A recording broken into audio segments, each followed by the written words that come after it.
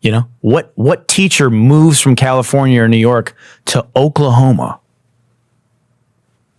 Here's Fox News talking about this. Yeah, this is this is great.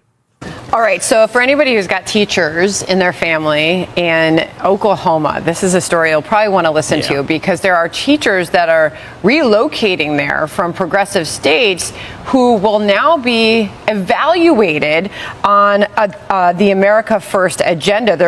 Oklahoma as a state now is going to require new teachers pass an America First test to keep their license. They're going to have knowledge of the U.S. Constitution, an understanding of American exceptionalism, a grasp of fundamental biological differences between boys and girls. Perhaps for some, this sounds like common sense. It's called science and history.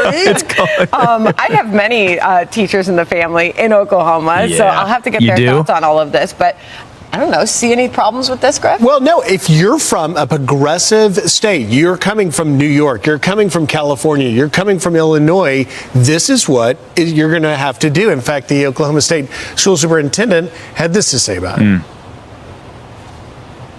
President Trump is the one fighting for fairness and keeping the rest of the country from becoming this woke dumpster fire that's in California. That's why we announced today, if you're going to come from California to Oklahoma to teach, we're going to make sure you take a test and understand basic biology before we let you in a classroom. We partnered with PragerU on this and said, hey, if you don't know the difference between a boy and a girl, you're not teaching our kids. Gavin Newsom has warped their entire school system there in California. Yeah, this woke dumpster fire. Imagine calling California a state that generates 15 times the GDP of Oklahoma and 15% of the entire United States a woke dumpster fire. Yeah, you know a thing or two about biology, don't you, Ryan? When you were looking at fucking porn on your computer during a public meeting.